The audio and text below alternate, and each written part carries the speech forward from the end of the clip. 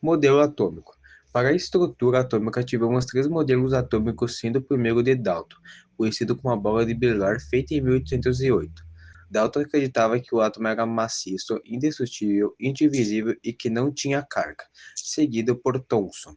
Em 1898, derruba a teoria de Dalton, descobrindo a existência de partículas carregadas negativamente chamadas de elétrons no átomo. Derrubando o conceito de Dalton, no modelo de Thomson ele afirma que o átomo era esférico e divisível, era eletricamente neutro e que os elétrons eram distribuídos uniformemente ao redor do núcleo por repulsão eletrostática. Em sua teoria, o seu modelo é conhecido como pudim de paz, pois os elétrons e prótons ficavam presos ao núcleo. Depois de Thomson, Rutherford, em 1911, faz um experimento bombardeando uma fina lâmina de ouro com partículas alfas e descobre que o modelo atômico de Thomson está errado. Com o experimento, Rutherford descobre que a massa positiva do átomo se encontra em um núcleo pequeno e denso com os elétrons girando ao redor, na eletrosfera, assim sendo conhecido como o modelo do planetário.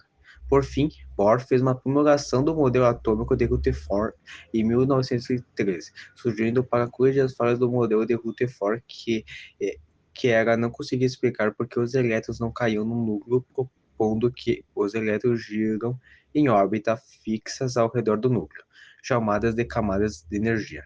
Cada camada possui um nível de energia específico, podendo só mudar sua camada liberando ou absorvendo energia com quantidades determinadas.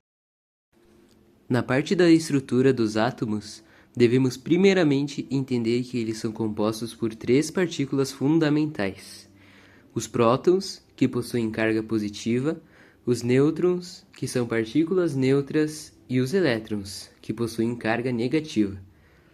Toda matéria é formada de átomos, e cada elemento químico tem átomos diferentes.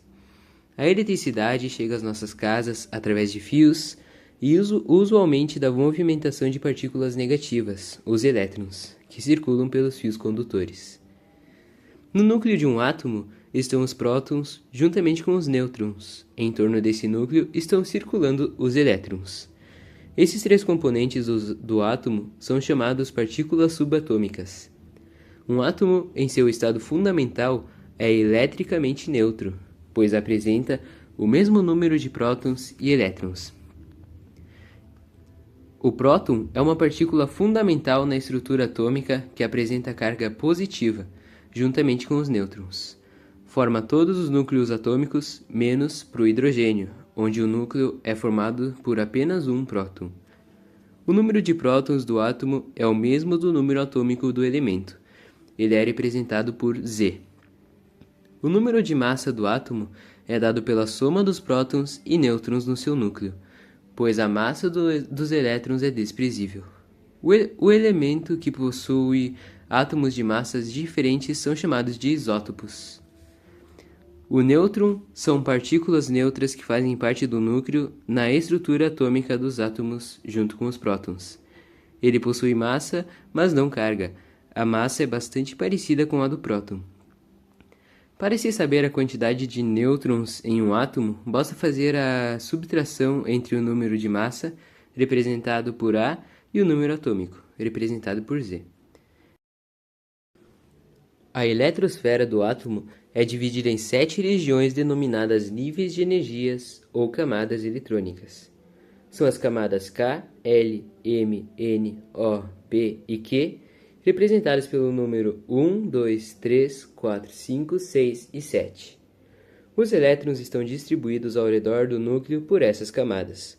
Conforme as camadas se afastam do núcleo, mais a energia dos elétrons que estão nela aumenta. Através de experimentos, químicos concluíram que o número máximo que cabe em cada nível de energia é esse. No primeiro nível de energia, o máximo de elétrons é 2. No segundo, o máximo é 8. No terceiro é 18. No quarto é 32. No quinto é também 32. No sexto é 18. E na sétima são 2. Embora alguns autores admitam até 8.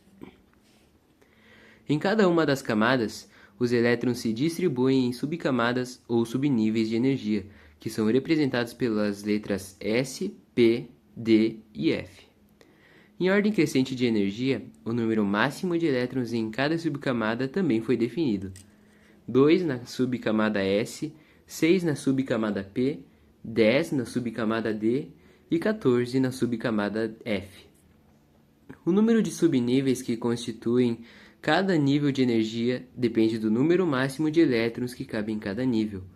Assim, como no nível 1 de energia cabem no máximo 2 elétrons, esse nível apresenta somente um subnível S, e, por exemplo, o nível 5, que cabe 32 elétrons no máximo, vai apresentar os subníveis S, P, D e F. Por isso, existe o diagrama de Linus-Pauling, que nos permite visualizar de uma maneira mais clara como essa distribuição de subníveis ocorre em cada nível. Em cada átomo tem uma camada de valência, que é o nível de energia mais externo do átomo. A camada de valência possui algumas características. Os elétrons que ficam nessa camada são chamados elétrons de valência.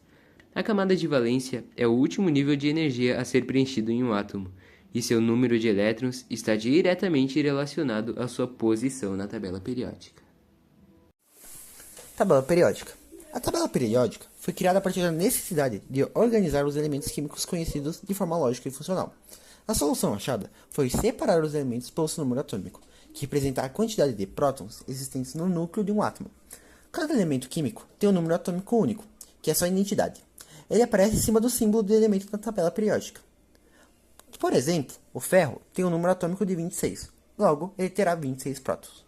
Outro meio de organizar a tabela periódica é por famílias e períodos, sendo períodos as linhas deitadas na tabela periódica e as famílias colunas em pé da tabela periódica. Existem 7 períodos e cada período também indica o número de camadas eletrônicas que o átomo dos elementos daquele período possui. Exemplificando, elementos do primeiro período teriam uma camada de elétrons, enquanto elementos do segundo período teriam 2 camadas de elétrons. Já para as famílias, os elementos dela possuem propriedades químicas semelhantes, pois têm o mesmo número de elétrons na última camada. Existem 18 famílias no total, e cada uma delas classifica os elementos de um jeito, sendo família 1, metais alcalinos, família 2, metais alcalinos terrosos, da família 3 ao 12, metais de transição, da família 13, família do boro, família 14, a família do carbono, família 15, a família do nitrogênio, família 16, os calcogênios, a família 17, os halogênios e a família 18, gases nobres, que são estáveis. Outra coisa que temos que levar em consideração sobre a tabela periódica são suas propriedades periódicas básicas, como o raio atômico e a eletronegatividade. Sobre o raio atômico, seria a distância do núcleo até a camada mais externa de elétrons de um átomo. Em outras palavras, é o tamanho do átomo. No período, o raio diminui, pois o número de prótons aumenta, atraindo os elétrons com mais força para perto do núcleo, ou seja, o átomo fica menor. Na família, o raio aumenta, pois cada elemento de baixo tem mais camadas eletrônicas, aumentando o tamanho do átomo, mesmo que a atração nuclear também cresça. Ou seja, quanto mais é o canto inferior esquerdo da tabela, mais grande será o átomo, e quanto mais ele estiver ao canto superior direito, mais pequeno ele será. Já a eletronegatividade é a capacidade que um átomo tem de atrair elétrons quando está ligado a outro átomo em uma ligação química. Em outras palavras, se mede o poder de puxar elétrons para si. No período, a eletronegatividade aumenta, pois o número de prótons cresce e a atração do núcleo pelos elétrons fica mais forte. Na família, diminui, pois os átomos ganham mais camadas e os elétrons da última camada ficam mais longe do núcleo e a atração fica menor. Resumindo, quanto mais elétrons na camada de valência, mais chance ele terá de ganhar elétrons. Por exemplo, um elemento na família 17, que teria 7 elétrons na camada de valência, tem mais chance de ganhar um elétron e ficar estável, do que um elemento com um elétron na camada de valência. Obviamente, isso exclui os gases nobres, que são estáveis. Curiosidade. O cobalto possui diversas aplicações na nossa vida cotidiana. Ele é utilizado como, por exemplo, nas baterias recarregáveis. Ele é fundamental nas baterias de íons e de lítio utilizado em celulares, laptops, carros elétricos e outros dispositivos eletrônicos. Em aços e ligas metálicas, ele é utilizado para fabricar ligas resistentes e duráveis, como as usadas em motores de aviões, turbinas a gás e ferramentas de corte e em outras diversas aplicações.